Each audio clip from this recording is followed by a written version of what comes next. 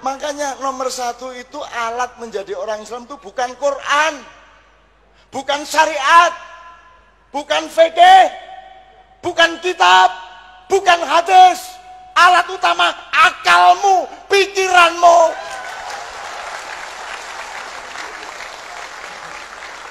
Nggak terima, duel kita.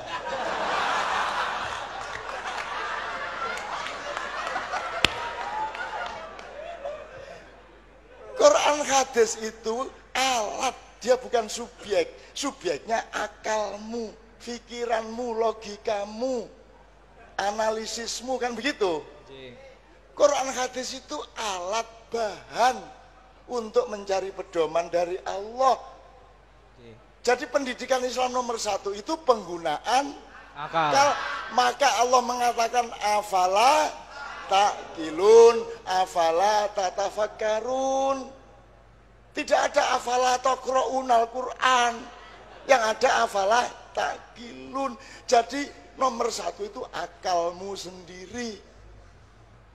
Tapi ada orang, dia merasa dengan akalnya dia bisa, lalu dia merasa tidak perlu taat kepada syariat Allah. Ingat, Allah beri kita akal itu untuk menerima syariat, bukan untuk mengotak-ngatik syariat. Karena akal kita ini, pikiran kita ini, kalau berhadapan dengan syariat, dia hanya sebatas buang angin saja, tak bisa dikalahkan. Ada orang mau sholat, baru aja takbir, buang angin. Berwuduk lagi atau tidak? Wuduk. Yang dicucinya apa? Anggota wuduk atau tempat buang angin? Menurut akal, apa hubungan anggota wuduk dengan tempat buang angin? Justru tempat buang itu tak ada dicuci dia sama sekali. Tak ada dicuci.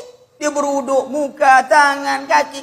Tempat keluar angin, tak dicuci dia. Seharusnya, apa hubungannya seharusnya tempat buang angin itu yang dicuci? Tapi kalau kita lihat, ada orang buang angin, mau kemana? Buang angin, Pak. Tak beruduk dah, Pak. Saya cuci aja tempat buang angin gitu. Lalu dia sholat. Apa dikata orang? Gila ente. Lihat, ketika akal itu ingin menentang syariat, baru bab buang angin saja sudah kayak orang gila dia. Lalu bagaimana dunia yang besar ini, problem hidup yang besar ini, yang Allah katakan wa in tanaza'tum fi syai'in farudduhu ila Allah wa rasulih. Apabila kalian berbeda pendapat tentang suatu, kembali kepada Allah dan Rasul. Dia ingin kembali kepada pikirannya. Mana yang lebih gila?